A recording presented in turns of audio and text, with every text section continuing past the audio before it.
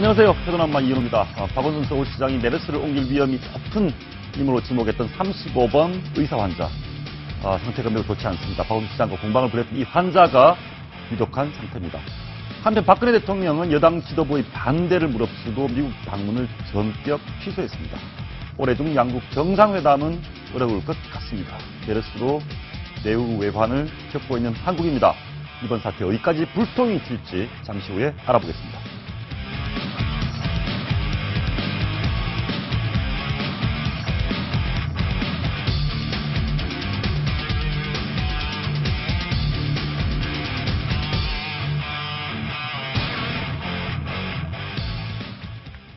박근혜 대통령이 방미 일정을 나흘 앞둔 시점에서 미국 방문을 전격 취소했습니다. 국민의 안전을 최우선으로 해야 한다는 여론을 의식한 것 같습니다. 한미 관계에 영향은 없을지요.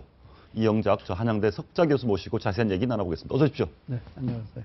혹시 교수님은 메르스 걱정 많이, 혹시 내가 걸릴까 이런 걱정 안 하셨습니까? 별로 그런 생각 안 해봤어요. 안 해보셨어요? 네. 예, 건강하셔서 예. 아니, 그게 아니고 뭐 걸리면 며칠 고생하겠죠. 예. 네. 대통령 오늘 미국 방문을 취소했습니다. 네. 그리고 이렇게 임박한 시점에 다른 나라는 방문 취소가 있었는데 미국 방문을 이렇게 전격 취소한 것은 사상 처음인 것 같습니다. 잘했습니까? 못했습니까? 저는 왜 연기인지 취소인지 했는지 모르겠어요. 네, 그 이미 뭐 미국의 CDC에서도 한국 여행해도 괜찮다고 그랬잖아요. 미국 질병관리본부에서도 네. 한국 가도 된다 이런 얘기를 가도 했습니다. 된다고 그랬어요. 그러니까 이미 저 세계적인 국제적인 시각이 이제 한국 가도 괜찮다고 그러는데 거기 계신 대통령은 한국 위험하니까 내가 나갈 수 없다. 좀 이상하지 않아요? 미국에서는 한국은 이제 질병관리본부에서 한국 안전한 곳이다라고 얘기했는데 네. 한국에 있는 정작 우리는 우리 위험하니 못 가겠다. 네, 좀 이상하죠, 그거는. 오늘 양국 간의 관계를 내용을 보면 두 나라 사이에 네. 편리한 시기 중에서 가장 빨리 네. 다시 만나겠다고 하는데 네. 사실 이게 외교적 수사하고 올해 중에 만나기 어려워졌다는 얘기가 있습니다. 글쎄 뭐 그건 제가 잘 모르겠지만요. 지금 현재 그 한국, 중국, 미국, 삼국 간의 관계가 굉장히 미묘하고요. 예. 거기다가 한일 관계가 악화일로를 걷고 있는데 그런 상황에서 미국과의 그 서로 이해하고 진실을 알아나가는 것이 굉장히 중요한데 그러네요. 그걸 왜 연기하셨는지는 제가 잘 모르겠습니다. 이게 너무 국내 정치가 예. 이제 한미 관계까지도 영향을 미치려고 그런다면은 대단히 불행한 일이라고 생각합니다. 불행한 일이다. 네. 예, 연기를 이유한 결정 이유를 잠시 한번 들어보시겠습니다. 네. 아직 국민들이 불안해하고 있는 상황에서 박근혜 대통령은 메르스 조기 종식 등 국민 안전을 챙기기 위해 다음 주로 예정된 방미 일정을 연기하기로 결정하였습니다. 예, 방금 이유를 설명을 들으셨는데 메르스 네. 때문이다. 그런데 메르스 발생 이후에 지금 국민 여론은 미국 방문을 연기해야 된다는 주장이 조금 더 많습니다. 네. 어찌 나오고 있는데요. 네. 순방을 연기하라가 53% 정도 예정대로 가야 된다가 한 40% 가까이 되는데 어떻습니까? 교수님 보시기에 그때그때 바뀌는 여론에 너무 좌우되는 게 아니냐라는 여론이 있을 수도 있고 국민이 가지 말라는데 안 가야 된다. 어떻게 보십니까? 저걸 반드시 국민의 의견이라고 얘기할 수는 없죠. 이런 건 여론조사 자체가 얼마나 신빙성이 있는지 모르겠고요. 예. 또 설사 신빙성이 있다 하더라도 대통령이 판단을 했을 때 지금 메르스 사태가 정말 위험한 상황이냐 아니면 이제 다 진정 국면에 들어가고 있느냐 그렇다면은 지금 그렇지 않아도 대통령이 하실 수 있는 일이 없어요. 그러니까 이제 무슨 위원회도 만들어놨고 그다음에 메르스의 담당 뭐 의사들이라든지 전문가들 다 임명해놨고 그 사람들이 이제부터 말하자면 소방 작업을 다 그렇죠. 해나가면 예. 되는데 대통령이 이런 여론에 밀려가지고 안 나간다는 것 자체는 정말 제가 볼 때는 정치적 판단에 좀 문제가 있지 않나 이렇게 생각합니다. 특히 주변에 어드바이서들이 가시면 안 된다고 그랬는지는 제가 잘 모르겠어요. 만약에 주변에 어드바이서들이 그런 어드바이스를 했다면 그건 굉장히 잘못된 어드바이스라고 생각합니다. 예, 특히 교수님 말씀 들어보니까 한일 관계, 한미 관계, 중국, 한중일 네. 굉장히 예민한 시기여서 갔어야 네. 된다. 네. 뭐 그런 생각이 네. 들기도 합니다만 네. 그래서 그런지 새누리당 최고 중진 연석회의에서는 네. 방미 예정대로 하십시오 이런 말을 했거든요. 나오고 있습니다. 인재 최고위원도 있고 김태호 최고위원도 있는데 네. 예정된 반미 일정 그대로 진행해야 된다라고까지 얘기를 했습니다. 네. 그런데 대통령께서 안 가신 것 누가 이렇게 조언을 한 것 같습니까? 그러면 글쎄, 제가 그거는 누가 그렇게 조언했는지 잘 모르겠죠. 근데 지금 뭐 뭐 홍콩, 뭐 싱가포르 그런 데 다 한국 가지 말라고 그러는데 지금 뭐 미국에서 이제 이미 그런 발표가 있었고 예. 뭐 미국 가도 괜찮다고 그랬으니까요. 대통령도 이제 진정 국면이니까 나 미국 갔다 오겠다. 그렇게 해서 외국에 비치는 것도 한국이 진정돼 가고 있구나. 이런 이미지도 만들 수 있는데 왜 그런 이미지를 발로 차버렸는지 모르겠어요. 그 정말 주변에 어떤 어드바이서들이 그런 어드바이스를 했는지 모르지만 대단히 잘못된 어드바이스를 했다고 생각합니다. 예, 심지어는 야당 쪽에서도 가셔야 된다는 네. 얘기가 나왔습니다. 한번 들어보시겠습니다. 네. 예. 우리나라 최고 우방인 미국과의 관계는 정말 중요합니다. 다만 대통령께서 국민의 고통과 함께한다라고 하는 그런 성정만 가지고 계신다면 왜 지금 방미하는 걸 반대하겠습니까? 결국 야당 쪽에서도 진심만 있으면 가셔라라는 얘기가 있었습니다. 네. 예. 그러니까 뭐 이종걸 대표가 저런 말하는 건 정말 처음 보는 상황. 처음 보는 상황이십니까? 예, 너무. 네, 그런데 예. 그 이종걸 원내대표까지 저런 얘기를 한다는 걸 보면은 이제 진정 국면에 들어갔다는 걸 얘기를 하는 거거든요. 예. 네, 근데 저는 이번 그 대통령의 판단에 대해서는 잘못됐다. 저는 이해할 수가 없습니다. 이해할 수가 없다. 네, 그리고 잘못된 거라고 교수님, 생각합니다. 이렇게 뭐 3일, 4일 앞두고 이렇게 네. 적격 취소하면 혹시 외교적 결례는 아닙니까? 이것이 무슨 스테이트 비즈니스 아니고 워킹 비즈니스이기 때문에 그건 관계 없어요. 미국에서 보면은 옛날에 태처 수상 같은 분은 마그리 태처. 네. 와가지고 미국에 와서 레이건 대통령한테 너 시간이 있냐 한 5분만 만나자. 그러고 만난 것도 있다고 그러더라고요. 그러니까 뭐 이런 워킹 비즈니스는 뭐 큰 차질은 없지만 예. 그러나 앞으로 또 그런 일정을 다시 만들려면 또 우리나라 사람들은 너무 형식적인 걸 좋아하니까 이게 쓸데없이 시간을 많이 버리는 거 아닌가 좀 우려됩니다. 대통령께서 박근혜 네. 대통령이 이번에 메르스 사태에서 나름대로 중심 잘 잡으시고 잘 하셨습니까? 아니면 대통령으로서 역할을 조금 좀 허점이 있었다 이렇게 보십니까? 이게 대통령이 잘못했다고 말하기는 아주 쉽습니다. 모든 사람들이 대통령이 잘못하고 있다고 그렇게 얘기를 하는데요. 사실 무엇을 잘못했냐고 물어보면 답할 수 있는 사람 하나도 없어요. 예. 왜 그런가 하면요. 초기에 대통령이 무슨 말씀을 하셔야 돼요? 문영표 장관이 누가 구글에서 보고 써준 거 읽는 것 수준 외에는 할 수 있는 게 없어요. 왜 그런가 하면은 우리나라 정부뿐만 아니고 대한민국이 총체적으로 이 메르스 국면에 대해서 전혀 준비가 안 돼 있었어요. 그리고 이런 것에 대해서 우리 정부의 예산이나 인원이나 그런 것이 턱도 없이 모자랍니다. 며칠 전에 언론에 보니까 메르스, 그러니까 그걸 역학조사관이라고 그러는데 명목상으로는 34명인데 실질적으로 전문적으로 하는 분은 2분밖에 안 계세요. 그러니까 이게 말도 안 되죠. 미국은 2,000명이 있다고 그러거든요. 그러니까 우선 인적으로도 준비가 안 됐고 예산도 1년에 한 35억 정도 된다고 그러더라고요. 그것도 뭐 거의 한 200억이 있다가 최근에 깎인 거래요. 그러니까 대한민국 전체가 총체적으로 준비가 안 된다다가 민도나 시민의식 자체가 또 이런 상황에 대해서 전혀 따라갈 수 없는 그런 수준이거든요. 근데 거기다 또 공권력이라도 제대로 수행할 수 있으면 모르지만 공권력도 쫓아가지 못하고 있고요. 그러니까 이게 대통령이 잘못했다라고 얘기하기는 쉽지만 사실은 그것보다는 정부도 또 대한민국도 총체적으로 이런 사태에 정부와 대한민국 간에는 일부 좀 금진을 안 받고 도망갔다든지 이런 거기 다 그 시민의식이죠. 예. 네, 그 시민의식이죠. 저도 궁금한 게 대통령께서 이번 사태 초기에 병원 이름 공개하자고 했거든요. 한번 들어보시겠습니다. 한번 들어보시죠. 병원이나 또 거기에 관리자들을 어떻게 조금이라도 접촉이 있었다 할 적에는 확실하게 차단을 하느냐, 또 그 결과를 국민들에게 정확하게 알리고 홍보를 해야 하겠습니다. 감염 발생 병원 정보를 국민에게 투명하게 공개하는 것이 감염 대상자를 차단하고 찾아내고 또 확산을 막는 데 도움이 된다고 판단했습니다. 그러니까 대통령께서 그 병원 이름 공개라는 얘기를 하고 나서 네.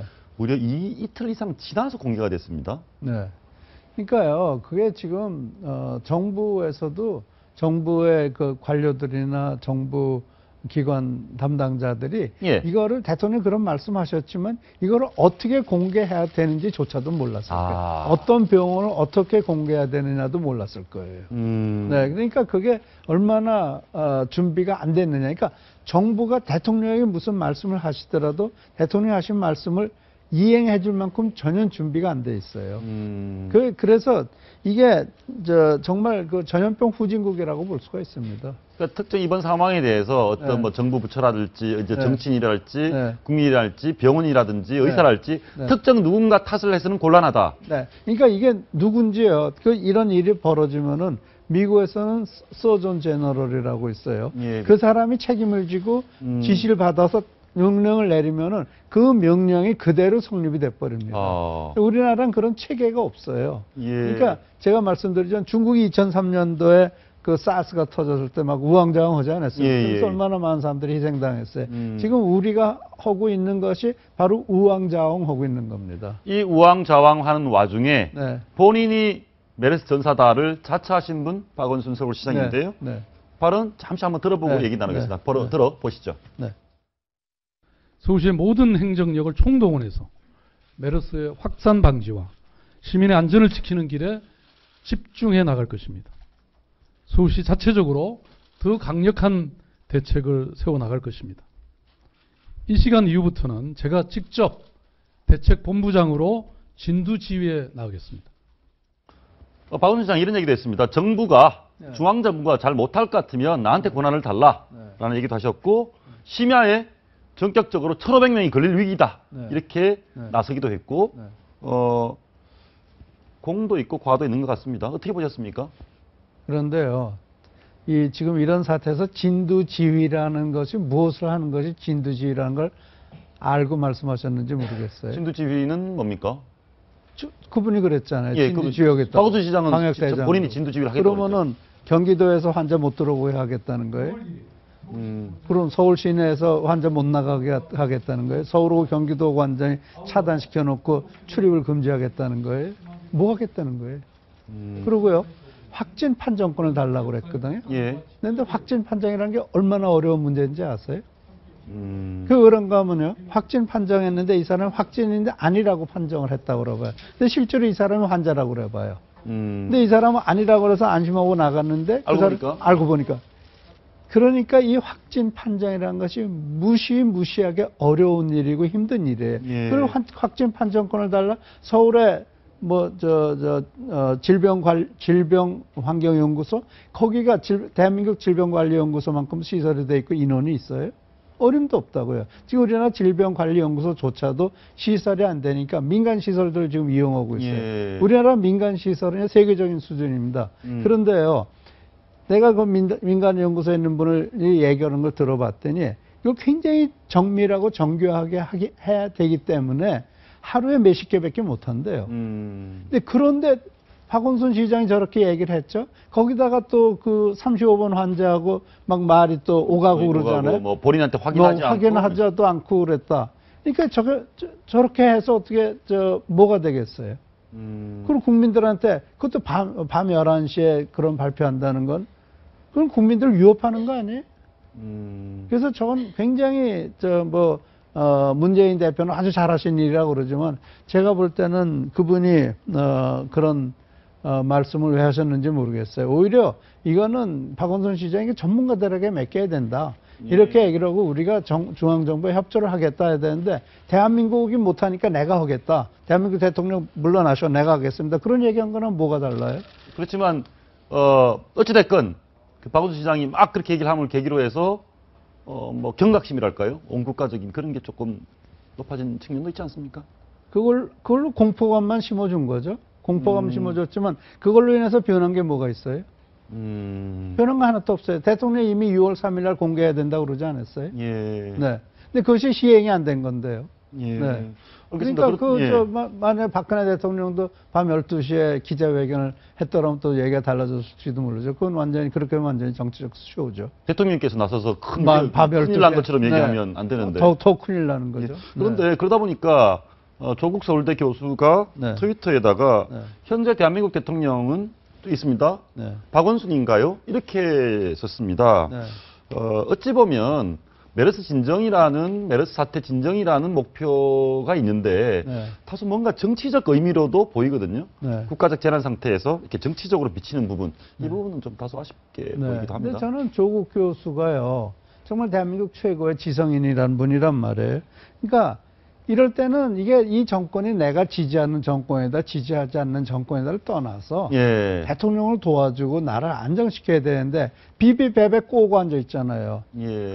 그게 대한민국 이 지성의 지도자라고 할 수 있어요. 그것도 대한민국 최고라는 서울대학교 교수란 분이 이런 재난 비비베베 꼬고 있잖아요. 그게 말이 됩니까? 예. 그거는 정말 그 사람의 지성을 의심하게 하는 거예요. 이럴 때일수록 우리가 좌파 우파 다 떠나서 예. 대통령을 도왔고 정부를 도와서 이 난국을 수습해 나갑시다 해야 되는 건데 이게 도대체 뭐예요? 이런 식의 서울시와 중앙정부 사이에 미묘한 약간 정치 싸움처럼 이상한 상황이 벌어지니까 대통령께서는 한 말씀 하셨거든요. 대통령 말씀은 적절한지는 한번 보시죠. 들어보시죠. 지자체가 중앙정부와 조율 없이 독자적으로 대응을 하게 되면 국민들이 더욱 혼란에 빠질 수 있기 때문에 중앙정부와 지자체는 관련 정보를 실시간으로 공유하고 빈틈없는 공조체계를 가동해야 할 것입니다. 어찌 보면 원론적인 얘기고 어찌 보면 당연한 얘기인데 당연한 얘기죠. 중앙정부와 지방정부가 따로 놀면 안 된다 이런 얘기 아닙니까? 그렇죠. 예를 들어서 사스 센터가요. 예. 이 경기도에 접한 서울시에 있다고 그래봐요. 근데 그 옆에 사는 환자가 지금 사스 센터로 사스가 아니고 메르스 센터로 가야 된다고 봐요. 근데 이건 저 사람 경기도 사람께 여기 오면 안 돼. 당신 평택 가셔. 그럴 거 아니잖아요. 여기에 어디 서울이라는 줄을 그어놓고 이 사람은 서울 사람이니까 내 새끼고 저기는 경기도 사람이니까 네가 해라. 그거 아니잖아요. 대한민국 그렇게 커다란 나라 아니에요. 작은 나라예요. 작은 나라면 서로 협조를 해도 힘든 판에 이건 내가 서울의 대장입니다. 이게 말이 안 되죠. 전체가 다 같이 움직여야 되는 거죠. 아무리 청정지역이라는 강원도도 갑자기 하루아침에 뚫려버리지 않았습니까? 예. 네, 그러니까요. 이 지방자치제라는 것이 다 중요하고 좋은 거지만 예. 이런 정말 국난 상황에서는 서로가 힘을 합쳐야죠. 예. 그거를 중앙정부가 못한 거 있으면은 이런 걸 지적을 하는 건 좋아요. 예. 근데 밀어내고 내가 하겠다. 이건 아니죠. 예. 네, 서로 협조를 해도 힘든 판인데 중앙정부와의 뭐 지금 서울만 대한민국이 아니지 않습니까? 전체가 다 있는 건데 예. 전체를 봐야 되는데 자꾸 서울 얘기만 하기 시작하면은 뭐가 되겠어요? 근데 서울시장 박원순 시장하고 그 논박을 벌였던 네. 박원순 시장에 끝까지 책임을 묻겠다. 네. 나는 그런 적 없는데 왜 네. 그렇게 얘기하냐. 네. 라는 얘기 결말이 좀 묘하게 됐습니다. 실제로 지목했던 1,500명 되는 네. 전책조합 총회 참석한 사람은 누구도 걸린 사람이 없고. 네. 또 실제로 예. 어떤 게 더 정확한지 모르겠지만 35번 환자가 지금 굉장히 위독하다고 합니다. 네, 위독하다고 뭐 아까 언론에 예. 봤는데요. 근데 그 당시에 거기에 조합원 회의 갔을 때 자기는 사스에 걸리지 메르스에 걸릴 줄은 모르고 했고 그다음에 자기가 메르스 의심되면서부터는 나다닌 적이 없다 그러고 있지 않습니까? 예. 그렇다면은 박원순 시장도 그 35번 환자를 피해자로 해서 자기가 덕을 보려고 그랬다면 그건 정말 용서 못 받을 그걸 거죠. 그러지는 않았을 텐데 사과를 했습니다. 네, 그건 사과를 했다면 잘한 일이죠. 그런데 마지막으로 이재명 성남시장, 하태경 의원 한번 보시죠. 이 국난에서 서로 힘을 합쳐야 될 상황인데 아이들 학교까지 공개한 건 전염병 연좌제다. 하태경 의원이 이렇게 얘기하니까 성남시장이 나를 비난할 힘으로 메르스 싸워라. 하태경 변절자님 이렇게 얘기하고요. 하태경 의원이 다시 이신고기금으로 나오냐? 초등학교 아이들에게 사과하세요. 개인 신상 정보는 최소한으로 공개된다. 이 말에는 동의하십니까? 저게요. 예. 말하자면 저렇게 이재명 성남시장. 성남시장이 발표한 것이 만약에 모든 지자체장들이 그렇게 해야 된다라는 공감대가 이루어져 가지고 또 정부와도 공감대가 이루어져서 했다면은 그거는 괜찮은 거예요. 근데 저거 한 사람 한 분 아니에요. 혼자 있죠. 네. 그러니까 튀는 거죠. 예. 튀는 건 뭐가 잘못된 거예요. 지금 이 상황에서는. 이 상황에서 잘못됐다. 잘못된 거예요. 그거는 그분의 판단이 무지하게 잘못됐을 가능성이 굉장히 커요. 우리 지자체가 뭐 200 몇십 개 아닙니까? 예. 200 몇십 개 중에 딱 한 분 아니에요. 평택시장에서도 발표 안 했잖아요. 평택시장도. 그랬다면 이재명 성남시장이 발표한 거는 무지하게 잘못됐다라는 것을 그렇게 증명할 수 있는 거예요. 마지막으로 딱 하나만 더 물어보겠습니다. 굉장히 많은 루머, 네. 거짓 얘기들이 네. 양산되는 우리 사회의 구조, 왜 그렇다고 생각하십니까? 왜 그렇다고 생각하냐. 우리나라가 민주주의에 대해서 인식이 잘못되어 있기 때문에 그런 거 아닌가 싶습니다. 민주주의에 대해서 좀 더 바른 인식, 또 어릴 때부터 민주주의라는 것에 대해서 제대로 교육을 받는다. 그러니까 남에게 피해를 줄 때는 그 사람의 남에게 피해를 주는 사람은 그것에 대한 대가를 치러야 되는 그런 제도 자체, 또 법과 질서 이런 것이 너무 다시 말해서 공권력이 너무 약해서 그런 거겠죠. 이번 사태를 계기로 뭔가 좀 우리나라 사회가 업그레이드 됐으면 좋겠습니다. 변화되는 계기가 돼야 되겠죠. 예, 교수님 오늘 말씀 감사합니다. 네.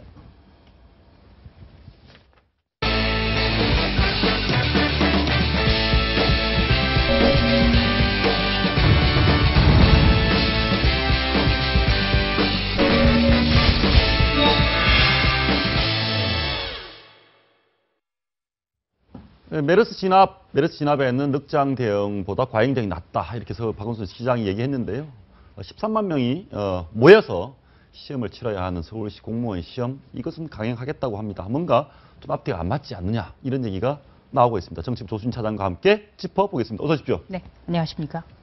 박원순 시장이 아직도 결론을 안 냈습니까? 네, 못 내린 것 같습니다. 13일이면 당장 이번 주말인데요. 예. 네, 여기에 대해서 공무원 시험을 한다 안 한다. 분명하게 박 시장이 좀 밝혀줄 것을 어제도 촉구를 드렸습니다만 네, 아직까지 나오지 않았습니다. 가장 중요한 것은 이 행정을 책임지고 있는 수장이 분명한 어조로 이 입장을 밝히고 그리고 왜 그래야 되는지 논리를 설명을 해야 되는데요. 바로 그것 때문에 이번에 박원순 서울시장이 박근혜 대통령의 행정무능에 대해서 굉장히 비판을 했습니다. 네, 그러나 박 시장은 이 서울시 공무원 시험 문제에 대해서는 본인이 직접 입장을 밝히고 있지 않습니다. 그런데 뭐 과잉 대응이 낫다면서요. 그런데 왜 이렇게 수험생이 13만 네, 굉장히 많습니다. 걱정이 막 될 텐데요. 응시생들, 수험생 반응을 한번 저희가 준비해봤습니다. 들어보시죠. 저는 한 달 정도 미루는 게 확실히 낫다고 생각을 합니다. 지금 워낙 국민들이 많이 불안해하고 있으니까. 공적인 시험이라도 그 계기로 인해서 오히려 더 사람들에게 쉽게 전파가 되는 메르스가 더 큰 문제로 발생할 수 있을 것 같으니까 좀 더 밀어서 더 사람들도 안전하고 편안하게 시험을 치를 수 있는 방안이 마련됐으면 좋겠다고 생각합니다. 저는 일단 이해가 잘 안 되는 게 재건축 조합원 총회에 증상도 나타나지 않은 의사가 잠시 가서 1,500명이 걸릴 수도 있다 이렇게 하신 분이 13만 명이 모으면 굉장히 심각한 거 아닙니까? 네, 바로 그 점 때문에 좀 논란이 되는데요. 이 서울시 공무원에 이번에 응시한 숫자가 13만 명이고 어제도 짚어드렸습니다만 전국에서 다 온다는 거죠. 바로 그 점 때문에 이번 서울시 공무원 시험장이 좀 가장 최악의 경우를 상정하면 이 좀 잠잠해지고 있는 메르스가 다시 확산될 수 있는 어떤 중원지 역할이 될 수 있는 거 아니냐 이런 것 때문에 좀 논란이 되고 있는데 또 이 서울시 주택 조합 문제에 참여했던 의사의 실명을 밝히면서 논란에도 불구하고 어떤 서울시 메르스 대책의 총책임자, 사령탑이 되겠다 이렇게까지 공언을 했기 때문에 더더욱 박원순 서울시장이 이 시험에 대해서 그렇다면 강행을 해야 되는지 강행을 한다면 어떤 대책을 지금 세워놓고 있는지 그 부분에 대해서 명확한 입장이 필요하다는 겁니다. 서울시 입장은 있습니다. 저희가 한번 들어봤는데요. 한번 들어보시죠. 여론이 생겼을 때 보증하는 거지 않습니까? 저는 시험이라는 거는 그게 적기에 알려졌을 때 행정 공백이 생기고 행정 공백 때문에 메르스 이만큼이라도 우려가 있어도 시험을 박원순 시장이 원래 여론에 좀 예민하신 분 아닌가요? 여론에 굉장히 예민하죠. 예, 예민하신 분인데 이번은 왜 이러세요? 그렇게 인터넷에도 보니까 연기하자는 여론이 훨씬 많거든요. 네. 일단 이 시험 13만 명이 치르고 또 전국에서 다 오고요. 예. 이 시험장을 빌리는 것도 굉장히 쉬운 일은 아닙니다. 아, 그렇군요. 주말에 치러지기 때문에 예. 몇십 개의 학교 그리고 또 시험을 감독할 인원 이것을 지금 또 취소하고 다시 한번 잡는다는 거 참 쉽지는 않겠죠. 예. 네. 그렇지만 이 박원순 서울시장이 그 35번 환자 그러니까 한 의사였죠. 한 의사가 바로 주택조합 총회에 참석한 일을 문제를 삼으면서 어떤 논란에도 불구하고 그렇죠. 그 상황에 대해서 공개할 수밖에 없었던 그 이유를 설명했기 때문에 바로 이런 부분과는 좀 맞지 않는다. 지금이라도 박원순 서울시장이 당장 주말로 예정된 이 시험 문제에 대해서 어떤 입장을 가지고 있고 또 치른다면 어떤 대비책을 마련하고 있는지를 설명해줘야만 응시생들이라든지 서울 시민도 믿고 따를 수 있을 것 같습니다. 잠시 후에 응시생 한 분 전화 연결을 좀 해보려고 하고 있는데요. 아무튼 서울시 입장을 하나만 더 들어보면요. 지역사회 감염이 한 건이라도 발생했다 보고가 접수되면 중단하겠다. 이기가 괜찮은 적절한 대책인지 한번 들어보시죠. 지역사회 감염이 한 건이라도 발생을 한다는 보고가 접수가 되거나 그에 준하는 수준의 위험이 감지됐을 때는 즉각 중단한다. 아니 근데 저 너무 당연한 얘기 아닌가요? 메르스가 발생하면은 중단하고 뭐 없으면 하겠다? 일단 지역사회 감염까지 가서는 안 되겠죠. 그렇죠. 네, 바로 지역사회 감염을 막기 위해서 지금 총력을 기울이고 있고요. 또 지금 잠복기가 2주 정도 되는 것으로 계속 집계가 되고 있기 때문에 이 13만 명이 과연 본인이 어떤 그 대상자가 될 수 있다는 걸 인지하고 스스로 시험을 포기한다든지 참석을 안 한다는 게 과연 가능한 건지 그 부분에 대해서 굉장히 좀 믿기가 좀 어려운 상황이기 때문에 더더욱 이 서울시의 답변도 좀 궁색한 거 아닌가 그런 지적이 나올 수밖에 없습니다. 아무튼 좀 궁색합니다. 그 사과하고 나서 여론은 어떻습니까? 박 시장이 그 35번 환자한테 사과를 했습니다. 네. 근데 35번 환자는 좀 위독한 상황이고. 예. 바로 이제 이 또 환자가 위독한 상황이기 때문에 어떻게 보면 이 어떤 것이라고는 이 정답은 없습니다. 이번 사태에 대해서. 그런데 바로 이 박원순 서울시장이 지난주에 한밤중에 이 실명을 신분을 공개하면서까지 발표를 했습니다만 이분이 갑작스럽게 또 상태가 악화된 것을 보고는 박 시장의 판단이 맞지 않았느냐 이런 의견도 있고요. 또 박 시장의 어떤 자극한 측면 때문에 병세가 악화된 거 아니냐 이런 의견도 있습니다. 있겠네요. 응시생 한 분, 서울시 공무원 시험 응시 준비하고 계신 분 한 분 연결해 보겠습니다. 나오 계십니까? 네, 안녕하세요. 네, 시험 준비 오래 하셨습니까? 네, 저 이제 10개월 준비하고 있는 수험생입니다. 지원 분야는 어떤 분야세요? 저는 이제 이번에 서울시 일반행정 시험을 치르기로 했습니다. 아니 근데 뭐 메르스 때문에 걱정이 많은데 13만 명이나 모이는 토요일 시험 좀 걱정은 안 되시나요? 어떻습니까? 네, 저는 일단은 굉장히 걱정되고 지금 친구랑 도서관에 다니고 있거든요. 네, 그래서 그때 시험 전까지라도 좀 메르스 예방 차원에서 마스크를 꼭꼭 착용하고 다니고 있습니다. 수험생 입장에서는 이번 시험 미루는 게 좋습니까? 아니면 강행하는 게 좋습니까? 저는 미뤄야 된다고 생각을 하고 있거든요. 왜요? 네, 이게 제 생각에는 이제 단순히 시험을 보고 말고의 문제가 아니라 이제 말씀하셨다시피 약 13만 명의 수험생이 전국에서 모이는 거잖아요.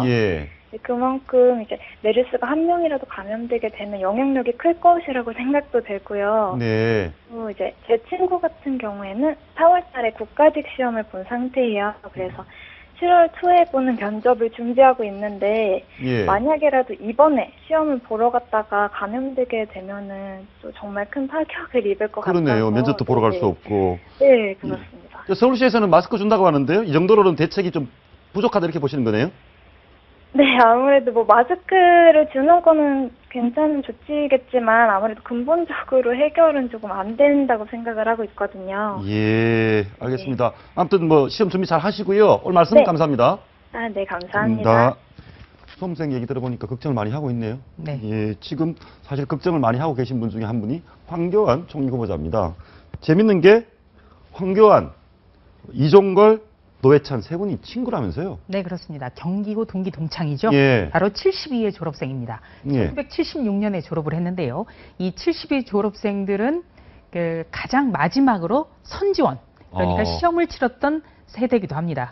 당시 뭐 공부를 잘하는 학생들이었네요, 그러니까. 그렇습니다. 그만큼 예. 더 경쟁이 치열했다고 하고요. 예. 또 이분들 외에도 고승덕 전 새누리당 의원도 있고, 또 광노현 전 서울시 교육감도 있고, 예. 네, 굉장히 이 정관계 그리고 법조계에 진출한 사람들이 굉장히 많다고 합니다. 두 분이 황교안, 노회찬 두 분이 친구인데 네. 동창인데 사이는 안 좋은가 봅니다. 네, 친구라고 볼 수가 있겠느냐 이런 예. 농담도 나오는데요.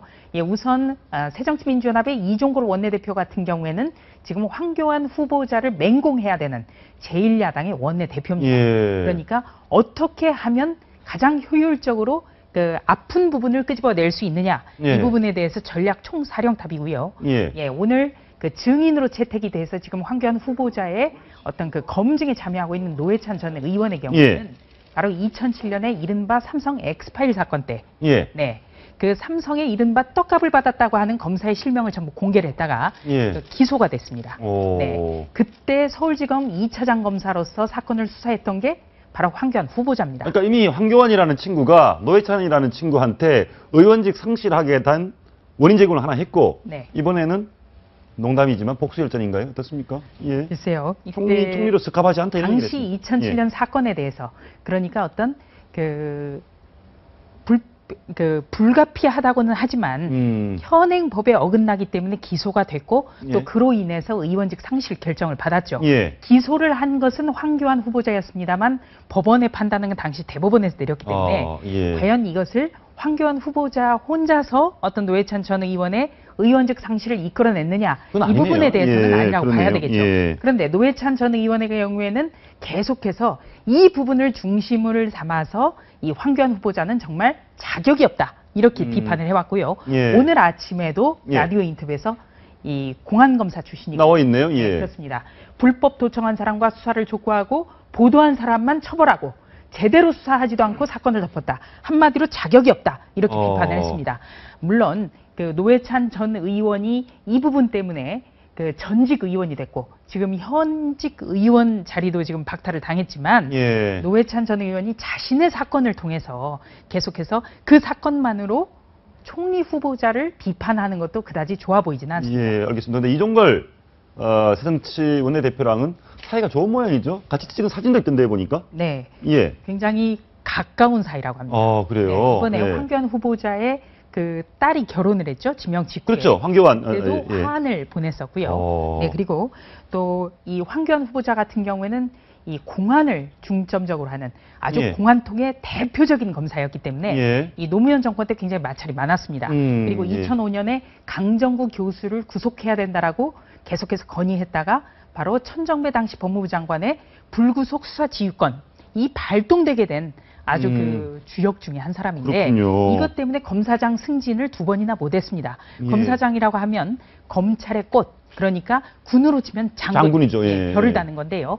이때 2번이나 낙마하면서 당시에 그 여권에 좀 부당함을 알려준 것도 전달한 것도 이종걸 현재 원내대표였다고 하고요. 예. 그리고 악연이 있는 이 천정배 전 법무부 장관과 전화 통화도 연결을 해준 그런 인연도 있습니다. 아니 그럼 두 분은 친한데 네. 친한 사이인데 야당이고 이 사람 청문회 떨어뜨려야 되는데 전투력이 좀 떨어지겠네요. 이종걸 대표. 이종걸 원내대표 같은 경우는 굉장히 강성 발언을 많이 내놨죠. 예. 반드시 낙마시키겠다. 이런 얘기도 했고 자격이 없다라는 얘기도 했습니다. 속으로 안 그러면 하지만 예. 검찰 내부에서는 지금까지 황교안 후보자를 물신양면 정말 모르게 많이 도와준 분이 바로 이종걸 원내대표다. 예. 네, 이런데 이견이 없습니다. 예, 정치권이 뭐 전쟁터지만 뭐 인간적인 얘기도 재미가 뭐 훈훈하게 느껴지는 부분도 네, 있습니다. 훈훈하게 느껴지는데요.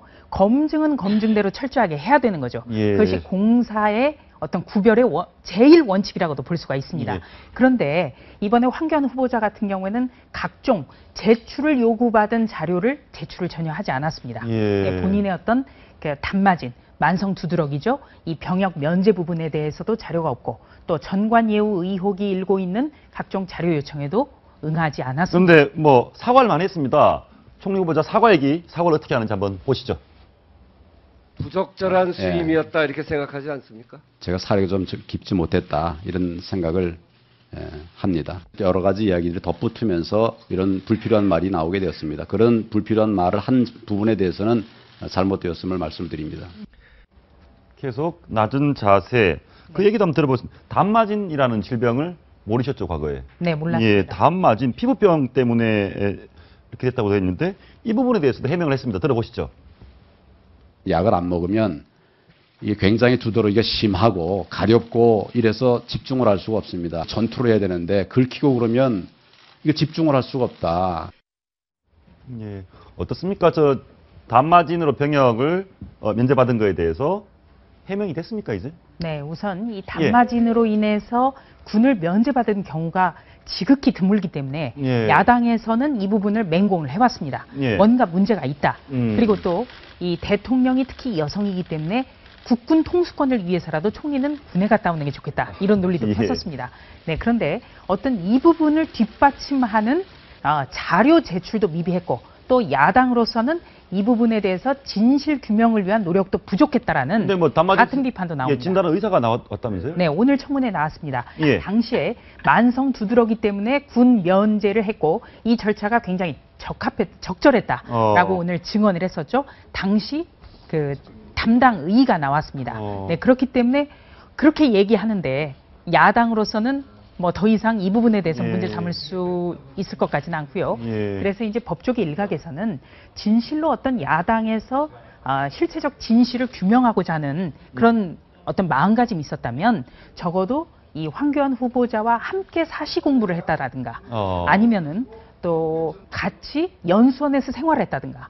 네, 그래서 어느 정도의 그 심각성이 있었는지를 좀 증언해줄 사람을 찾을 수 있었지 않느냐. 특히 이종걸 원내대표 같은 경우는 고등학교 동창 아니냐 이런 얘기도 나옵니다. 약간 김이 좀 빠진 것 같습니다. 예, 김 빠지는데 지금 화제의 인물은 조국 서울대 교수입니다.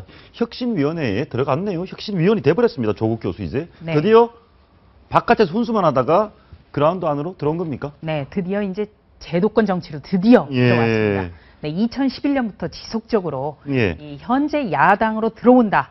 이런 관측이 끊이지 않았는데요. 네, 이번에 정말 들어왔습니다. 예, 이분이 혁신위원장 거론했다가 거부하면서 장외혁신위원장이다. 이런 비아냥도 들었습니다. 그때는 본인은 뭐 아니다. 130명 훌륭하신 분 많다라고 했는데 왜 결국 들어왔습니까? 누가 강권을 했습니까? 지금 나와 있지 않습니까? 130명의 선량들의 힘을 보여주십시오. 한 분 한 분. 저보다 100배 낫다고 하는데 본인이 결국 들어갔습니다. 네, 이 백면소생을 호출하지 마시라. 이 표현 때문에 굉장히 화제가 됐었는데요. 위원장직은 거절을 했습니다만 위원직은 수락을 했습니다. 그래서 위원장은 못하지만 부위원장이나 위원은 한다는 거냐. 네, 이런 지적도 나옵니다. 그리고 이 혁신이라는 것 자체가 그 어떤 외부에서의 지금 어떤 혁신위가 외부에서 인사들로 혁신위가 구성됐을 때 과연 탄력을 받을 수 있겠느냐. 그래서 비근한 예로 어떤 새누리당의 김문수 혁신위원장이 내놨던 혁신 조치가 단 한 개도 실행에 옮겨지지 않은 점, 이 부분을 들고 있습니다. 그리고 오늘로 벌써 4.29 재보궐선거가 끝난 지 지금 40일이 넘었습니다. 네, 40일 동안에 한 것이 지금 혁신위원 구성, 이거는 지나치게 늦은 건 아니냐, 이런 지적도 적지 않습니다. 이건 어떻습니까? 이분이 뭐 호남 다선 40% 물갈이 하자 이런 얘기도 많이 하고 말을 좀 많이 했습니다. 이런 얘기도 하고. 네.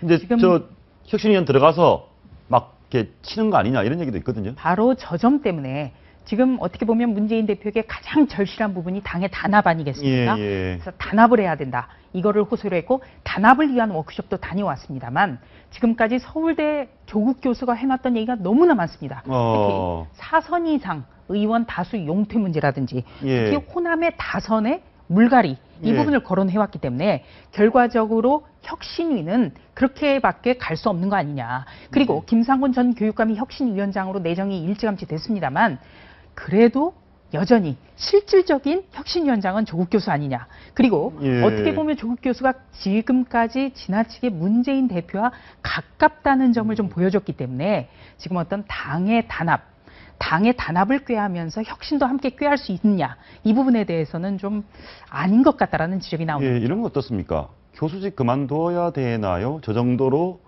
제도권 내에서 정치 활동을 하면 어떻습니까? 네, 우선 그 대학 교수들 같은 경우에는 정치 활동을 할 수가 있습니다. 예, 법적으로 문제가 없는데. 네, 법적으로는 문제가 예. 없습니다만 이제 조국 교수 같은 경우는 계속해서 하루에 여러 건의 트윗을 올린다든가 예. 또는 그 2011년이나 2012년 같은 경우에는 강의 도중에도 부산에 내려간다든지 여러 가지 총선 유세단을 함께 했기 때문에 예. 그 부분이 문제가 됐는데요. 예. 이 조국 교수가 이 강의와 함께 어떻게 병행할지는 기자들이 한번 잘 점검을 해봐야겠습니다. 예, 그리고 뭐 그런 얘기 하나만 더 물어보겠습니다. 과거에 동아일보 인터뷰에 자기는 정치 근육이 없다고 그랬어요. 네. 정치할 생각이 전혀 없다는 의미로 받아들여지거든요. 네. 그런데 이 얘기도 했었고요. 예. 네. 일단 2011년에 이 얘기입니다. 정치 근육이 바로, 없다. 예. 네, 아주 재미있는 표현이라 저도 기억이 나는데요. 정치 근육이 없는 사람이다. 그냥 지식인이다. 근육이 그러면서 생겼나 봅니다. 예. 네, 이 특정 정당을 선택할 필요성도 전혀 못 느낀다. 이렇게 얘기를 했지만 지금 어떤 특정 정당을 선택할 필요성이 아마 있으니까 들어왔겠죠. 예, 생겼나 봅니다. 네. 예. 앞으로 조국 교수 행보 지켜보겠습니다. 네. 봐야 되는데 이런 얘기도 있거든요. 상공이 많아서 배가 산으로 갈 거다. 혁신위원장 김상곤, 사실상 혁신위원장 조국. 당내에서 보는 시각은 어떻습니까? 일단 김상곤 전 교육감이라든지 조국 교수에 대한 그 굉장히 기대도 큽니다. 그리고 예. 조국 교수는 어떤 그 강의 문제라든지 좀 불성실하다 이런 예. 점 때문에 여러 차례 뭐 문제 제기도 있었습니다만 그래도 야권의 대표적인 어떤 논객 그리고 본인 스스로의 어떤 열정이 있는 분이거든요. 예. 그렇기 때문에 뭔가 내놓지 않겠느냐 이런 기대도 물론 있습니다. 그런데 조금 전에도 말씀드렸습니다만 이 혁신위 구성이 어떤 김상곤 전 교육감이라든지 조국 교수라든지 이런 외부 인사가 주축이 됐고요.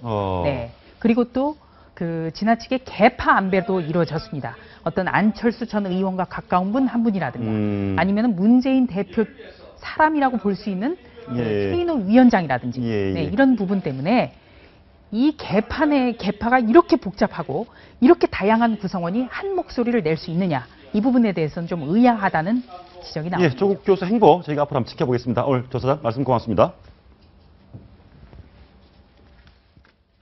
메르스 관리대책본부는 13명이 추가 확인됐다고 밝혔습니다. 사망자도 2명 더 늘었습니다. 격리 지침을 어기고 서울 시내 지하철과 버스를 타고 다닌 이 환자의 구체적인 동선은 파악되지 않은 상황이어서 또다시 보건당국의 방역막이 뚫린 셈입니다. 바이러스가 또 온도가 낮은 우리나라로 오면 증식을 빨리 하고 전파력이 강해질 수 있는 이번 주 금요일까지는 꾸준히 늘 것으로 전망됩니다.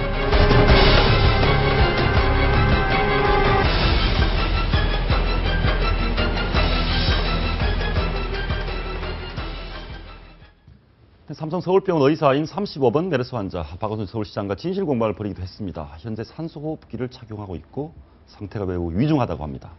다시 코비드를 맞은 메르스 사태, 김형규 대한의사협회 국민건강보호위원장, 이현종 문화일보 논술위원, 심정숙 문화과학부 기자 모시고 자세한 얘기 들어보겠습니다. 예, 안녕하세요. 35번 환자, 네. 박원순 시장에게 끝까지 책임 묻겠다. 네. 거짓말이다 이렇게 마음고생도 많았던 것 같은데 네. 위독하다고 합니다. 위독하다는 표현이 적합한지 사실 잘 모르겠습니다. 왜냐하면 오늘 복지부 정례브리핑에서 늘 불안정 상태는 환자 번호를 알려주거든요. 거기 한 10명 정도 늘 거론되는 분들이 있는데 오늘 그 35번 환자가 들어갔습니다. 그러면서 불안정한 상태이고 산소 마스크를 끼고 있다고 했거든요. 산소 마스크는 여기 교수님이 훨씬 더 잘 아시겠지만 호흡기 질환을 치료할 때 그 보통 대증요법 증상을 완화시키기 위해서 산소 공급을 해주기 위해서 하는 거거든요. 인공호흡기 있잖아요. 정말 숨을 못 쉬는 정말 위중한 환자들이 끼는 그런 거랑은 차이가 있고요.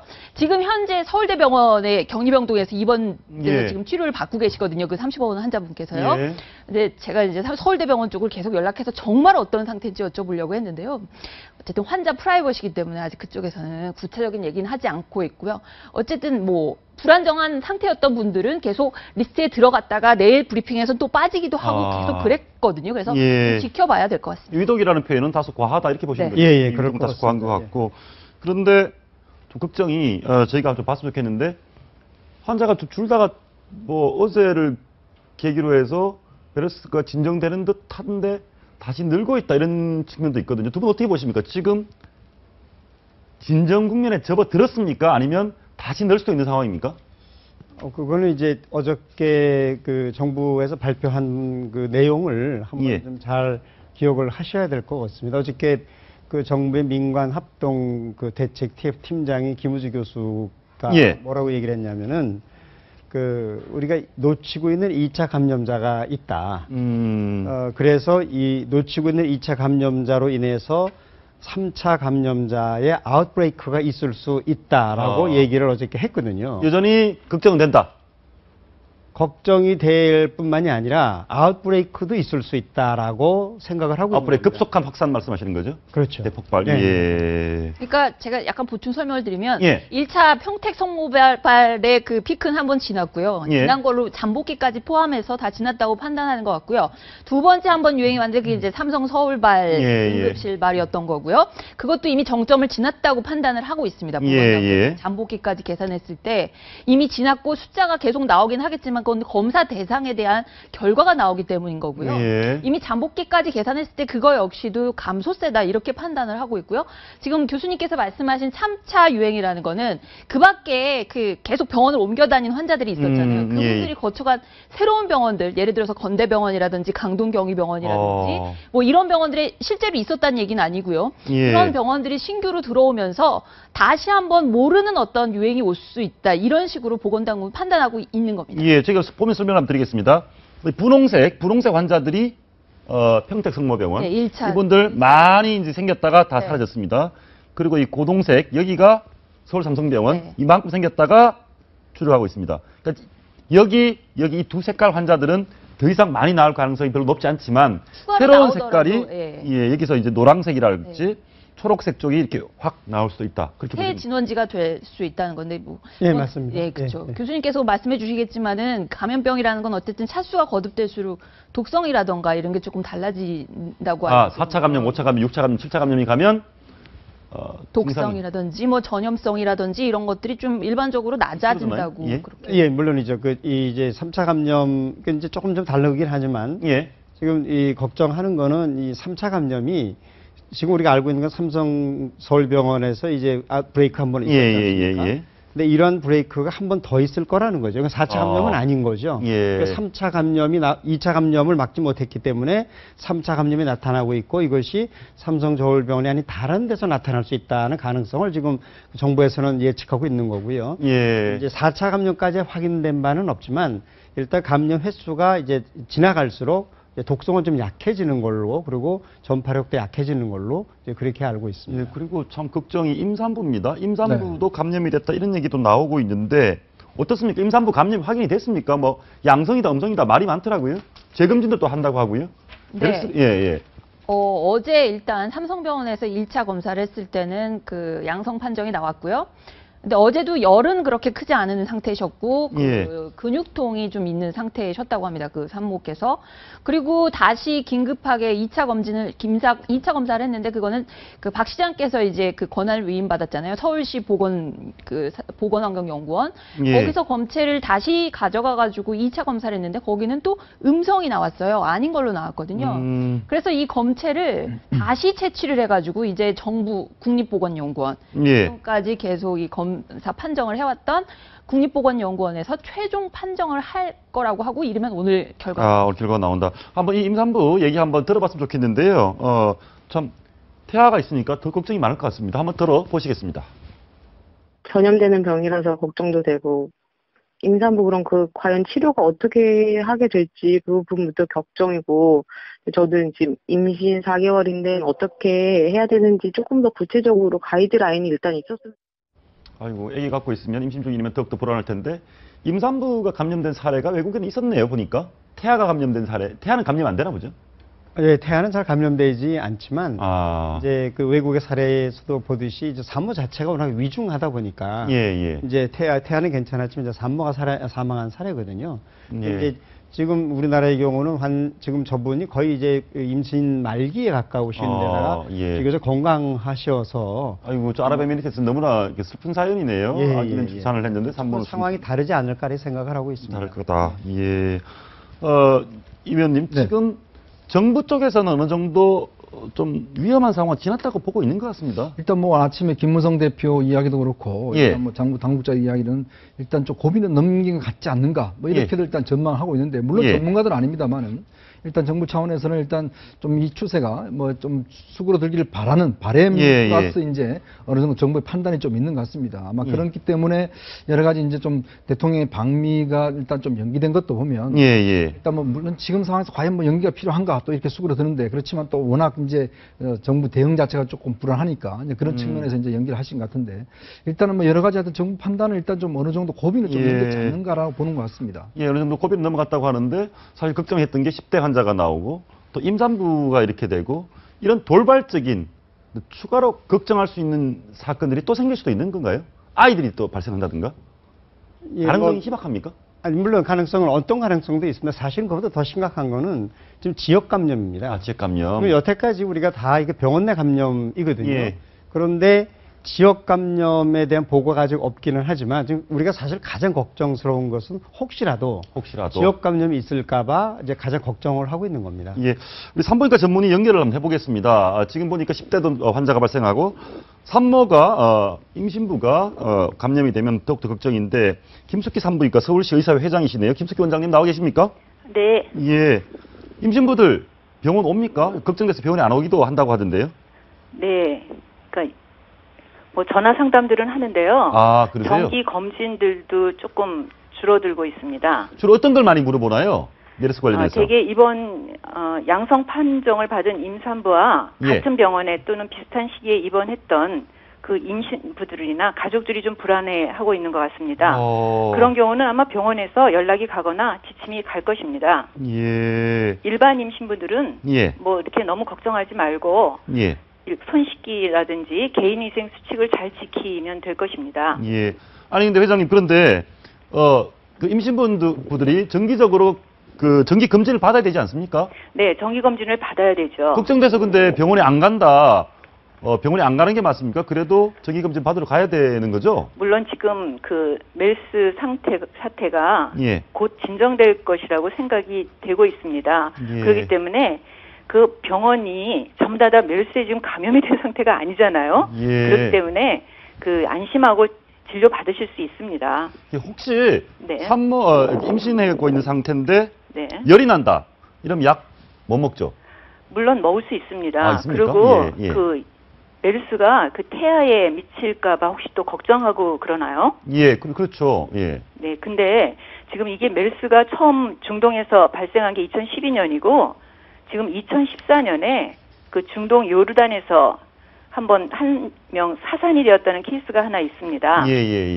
그래서 그 메르스 진단 임신부의 케이스가 거의 없기 때문에 그 태아 영향은 별로 보고되고 있지 않고 그 메르스가 그 코로나 바이러스 감염인데 그 코로나 바이러스는 보통 태반을 통해 태아에게 감염은 되지 않는 것으로 알려져 있습니다. 알겠습니다. 회장님 좀 걱정을 조금 덜 해도 될 것 같습니다. 오늘 말씀 감사합니다. 네네. 조금 걱정을 덜 해도 되는 것 같습니다. 그런 것 같습니다. 근데 병원 자체를 안 가려고 합니다. 겁이 나서. 그게 가장 큰 문제죠. 게다가 도망간 환자 있지 않습니까? 지금 보니까 그 병원 얘기 한번 들어보시죠. 이제 검사를 받아라. 메르스 검사를 받아라고 했는데 도망을 가버렸습니다. 이 병원 쪽 얘기 한번 먼저 들어보시겠습니다. 어디 가시지 말고 검체를 해라. 검사를 받아라. 근데 검사도 안 받고 하려고 왜 받냐고 막 이러시고. 저런 분들을 우리가 어떻게 할 수가 없나요? 강제할 수가 없죠. 저분이 아마 이제 간병인이신 것 같아요. 맞습니다. 간병인이시기 때문에 또 중국 뭐 동포였고 해서 아마 이제 본인의 신분이라든지 뭐 이런 것들이 좀 드러날까봐 싶어서 이제 또 했는데 보니까 이제 뭐 버스도 타고 또 지하철도 타고 하여튼 뭐 다른 병원도 가고 해서 하여튼 본인이 여러 군데 들려서 실제로 이제 또 이름도 처음에는 뭐 제대로 쓰시지 않고 이렇게 해서 아마 당국이 신원 파악하는데 굉장히 한 5일 동안 시간이 걸린 것 같습니다. 그러다 보니까 그 사이에 굉장히 많은 곳을 들여서 실제로 어디서부터 정말 체크해야 될지 모르는 상황인데. 그러네요. 제가 볼 때는 예를 들어서 이제 환자들이 발생을 했을 때 물론 저런 같은 좀 특수한 경우긴 합니다만은 어느 병원을 들렸는지 그런 정보 자체는 사실상 최소한 좀 공유가 되는 그런 시스템이 돼야 되는데 아직까지 그런 게 좀 완벽하게 되는 것 같아요. 지역 주민들이 굉장히 불안해합니다. 들어보니까 이분이 그 교포분이 시흥동에 좀 사셨나 봐요. 시흥동 이런 데서 얘기가 있거든요. 한번 주민 얘기 들어보시겠습니다. 제가 사는 동네에 이런 메르스 확진자가 나왔다라는 사실 자체가 굉장히 두렵고 앞으로 어떻게 해야 되나 이런 걱정도 많이 들고요. 어떻게 보십니까? 이렇게 우리 동네에 확진자가 있다라는 공포를 느끼는 게 당연한 겁니까? 아니면 좀 과잉한 겁니까? 사실 이제 말씀드린 대로 아직까지 지역 감염의 사례가 없습니다. 예. 지역 감염의 사례가 없다는 얘기는 병원 밖에서는 아직까지는 걸리지 않았다는 뜻이기 때문에 예. 동네 환자가 발생했다고 해서 지역 주민이 사실 걱정할 필요는 없을 거라고 생각합니다. 예, 걱정할 필요는 없다. 예. 그리고 아까 말씀하실 때 위원께서 병원에 어디 병원 갔는지 정보를 공유해야 된다라고 하는데 숨기면 어떡합니까? 이번에도 대전 을지병원 이쪽에서도 숨겼거든요. 근데 예를 들어서 그런 시스템 있지 않습니까? 예를 들면 제가 주민등록번호가 있잖아요. 예. 어느 병원에 가면 주민등록번호가 들어가고 내가 이제 진료했다는 기록이 있으면 다른 병원에 옮겼을 때 예를 들어서 내가 말을 하지 않더라도 제 이름과 주민등록번호가 있으면 그 사람이 바로 어느 병원에 어느 처방을 받았다. 예. 이런 기록이 뜰 텐데 그게 아마 지금 병원 건강보험 심사평가인가요? 예. 그 자료를 보면 바로바로 나오는데 지금 현재 그 병원에는 그 시스템이 잘 안 돼 있는 것 같다고 합니다. 예. 그렇다면 예를 들어서 내가 어디 병원에 들렸으면 당연히 제 신분을 밝히는 것 아니겠습니까? 그런데 위원님 이거 어떻습니까? 예를 들어서 우리 신 기자가 아침에 목이 안 좋아서 이비인후과 들렀다가 점심 때 눈이 좀 그래서 안과에 갔다가 했는데 그 정보가 저 사람이 특정인이 어느 병원에 어디 갔다라는 정보가 온 국민이 다 온 국민까지는 아니지만 모든 병원에서 안다? 개인정보가 지나치게 노출하는 거 아닙니까? 이번에도 서울시에서도 개인정보 누출 사고 있었지 않습니까? 예, 그거는 이제 엄격하게 금지되고 있습니다. 건강정보는 굉장히 중요한 개인정보이기 때문에 의료인 사이에서도 공유하지 않습니다. 그러니까 꼭 필요한 경우가 아니면은 그 건강정보는 공유하지 않거든요. 그래서 이거는 좀 상황이 좀 특수해서 만약에 이제 지금 요 상황이 좀 특수하다면은 한시적으로 그걸 좀 풀어줄 수 있어야 되는데 이거는 이제 법적인 뒷받침이 필요합니다. 그렇지 않으면 이게 굉장히 중요한 중죄에 속하거든요. 이런 거에 대한 조금 논의가 더 필요할 것 같습니다. 이건 어떻습니까? 지금 한 분이 대전 을지병원에서 갔다가 숨겼거든요. 그 숨긴 것을 확인해낸 병원 쪽 얘기입니다. 한번 들어보시겠습니다. 아들이 그럼 우리 아버지 메르스 때문에 나빠진 것이냐 이런 얘기가 나와서 이제 보호자를 추궁을 하다 보니까 그렇습니다. 그래서 심지어는 동선을 막 숨기고 이렇게 하니까 강제를 뭘 좀 해야 된다 이런 얘기 나오고 있거든요. 싱가포르에서 자택격리를 어기면 전자 팔찌 채운다는 얘기도 있습니다. 2003년도에 이제 고척동 총리가 당시에도 사실 싱가포르이 좀 초기 대응에 실패를 했습니다. 이게 확산자가 워낙 확산되다 보니까 이게 급속도로 확산되니까 총리 자체가 보면 그 대국민 성명을 발표해서 지금부터는 강제 조치에 들어간다. 만약에 이거 이제 이런 확진자가 밖으로 나갈 경우에는 이 전자 팔찌를 짜서 이제 못 나가게 하겠다. 그래도 나갈 경우에는 구속까지 시키겠다. 이렇게 강력한 조치를 취해서 사실은 이제 좀 진압을 하는 경우가 있습니다. 사실 우리가 전염병이라는 게 이게 무슨 발이 있어서 막 아무데나 막 가지 않습니까? 사실 사실 인권을 중요시하지만 또 이 자체는 보면 우리가 인권보다는 더 급속하게 또 많은 확산이 되니까 사실은 강력한 조치도 필요하리라고 봅니다. 의사의 입장에서 어떻습니까? 자택격리 못 오기에 전자팔찌를 채운다? 이제 그거는 이제 싱가포르가 도시국가라는 특징 때문에 아마 좀 더 강력하게 했던 것 같고요.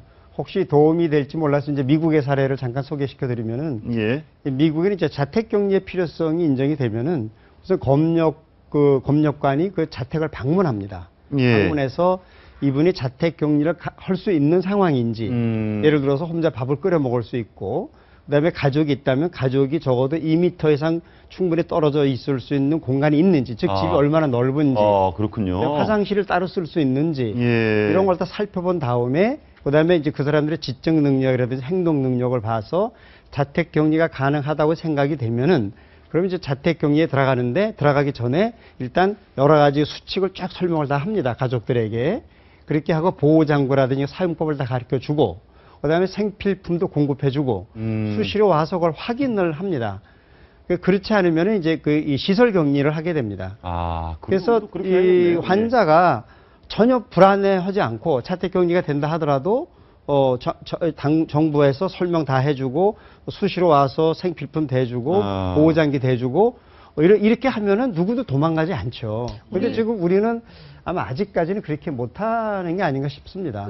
법정 감염병이라는 거는 우리나라에 있잖아요. 따로 그렇죠, 결핵이라든지 전염병 관련한 법이 있고 지금 말씀하신 검역의 대상이 되는 항목 전염병들이 있습니다. 근데 아시겠지만 메르스는 2012년 처음으로 의료계에 전 세계에 들어온 신종 전염병이기 때문에 우리나라도 지금 관련한 법이 당연히 없고요. 검역 대비할 수도 그렇군요. 없었고요.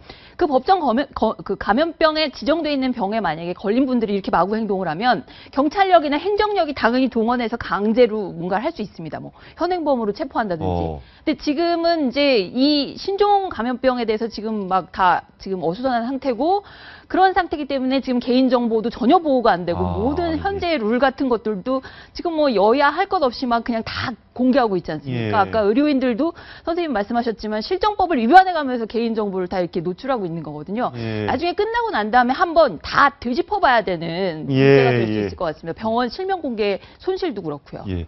혹시 이 의원님 제가 준비를 하나 했는데요. 사스, 신종플루, 메르스입니다.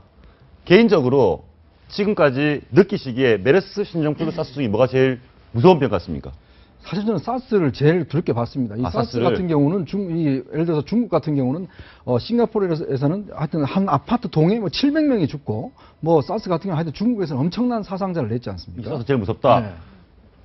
예, 의사 같습니까? 아직 이제 제일 무서운 건 공기전염이 제일 무섭죠. 사스가 제일 무섭다. 예, 공기전염은 사실 막기가 어렵고. 신종플루하고 사스는 공기전염이 되는 건가 보죠? 예, 공기전염이 되지만 사스가 사망률이 훨씬 더 높았습니다. 저희가 한번 비교를 해보는데요.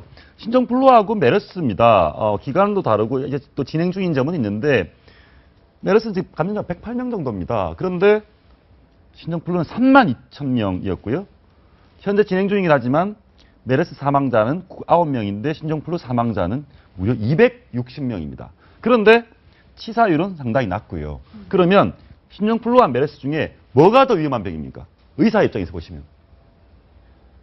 의사 입장에서 봐서는 메르스가 위험하죠. 감염률이 훨씬 높기 때문에. 그런데 사망자가 9명이 260명인데도 이쪽이 더 위험합니까? 예, 그거는 이제 그건 이제 확률의 문제지 않습니까? 확률의 문제니까 감염자 수에 비해서 사망률이 높은 편이고요. 예. 환자 환자 입장에서 보면은 신종플루가 더 무섭죠. 걸릴 가능성이 많기 때문에. 걸릴 가능성이 많기 때문에. 사실 메르스는 걸릴 가능성이 별로 높지 않습니다. 신종플루는 훨씬 걸릴 가능성이 많거든요. 그러니까 오히려 공포감으로 말하자면 신종플루가 아마 더 심했을 거라고 생각합니다. 예, 심지어 어떻습니까? 그런데 일주일 사이에 신종플루 같은 경우에 제가 기억이 나는데 한 10월인가 그 발병을 했을 텐데요. 그때 2013년 10월인가요? 발병했을 때 그 일주일에 10,000명이 발생을 했어요. 일주일에 10,000명. 와. 지금 메르스는 20일 정도 경과했잖아요. 근데 감염자가 108명이죠.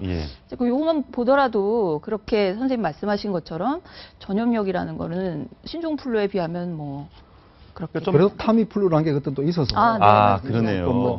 그럼 뭐 그 약 구하느라고 하여튼 뭐 그때 참 네. 대단했던 기억들이 있습니다. 예, 아무튼 이런 걸 보면 어느 것이 더 위험하다, 덜 위험하다 말할 수는 없겠습니다. 사람이 죽을 수도 있고 하니까. 그렇지만 둘 다 조심해야 되는데 플루는 공기전염이 되고 아직까지 메르스는 공기전염이 안 되는 뭐 이런 건 어떻습니까? 저 하나 더 짚어보고 싶은 게 강아지가 열이 나요. 이렇게 전화가 온다고 합니다. 뭐 강아지가 기침해요. 뭐 그런 얘기도 하고요. 음주운전도 막 전달을 하고요. 부르려고 그러면 안 부르면 나 메르스다 이렇게 얘기를 하면 되니까 마스크는 구하기 힘들어졌고요. 참, 이 메르스 주사도 있습니까? 그런 거. 근데 메르스 주사 10만 원 주면 놔준다. 메르스 마케팅. 이런 현상을 어떻게 이해됩니까? 그러니까 이제 사실 저는 이게 음주 단속 같은 경우는 사실은 경찰청에서 그냥 안 하면 되는 거예요. 그걸 왜 안 한다고 그러죠?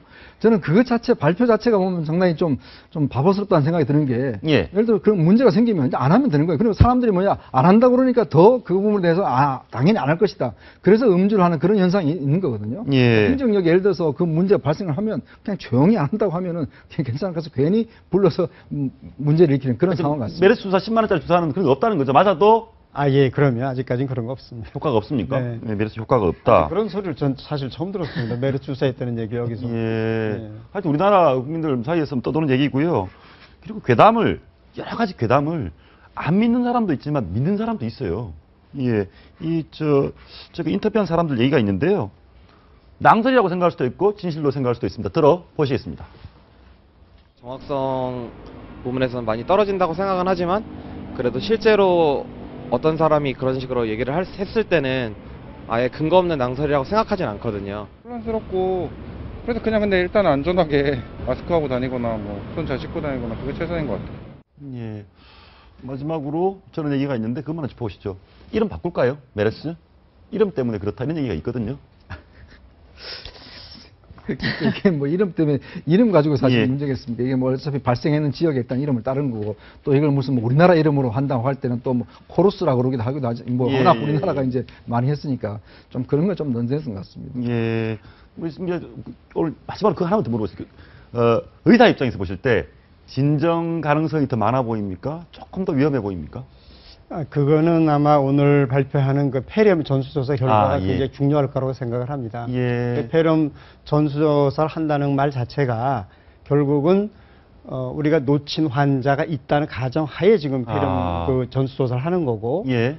만에 하나라도 예. 그 우리가 놓친 환자 중에 메르스 때문에 폐렴이 있는 환자가 있다면은 예. 그 환자가 그 전에 병을 퍼뜨리고 다녔다는 뜻이거든요. 이건 굉장히 예. 심각한 문제이기 때문에 오늘 그 이 폐렴 전수조사 결과가 굉장히 앞으로의 그 진행에 중요한 영향을 미칠 거라고 생각합니다. 예, 다행히 아무 일도 없기를 기대해 보겠습니다. 오늘 말씀 고맙습니다. 네, 고맙습니다. 패널 마치겠습니다. 시청해주신 여러분 고맙습니다.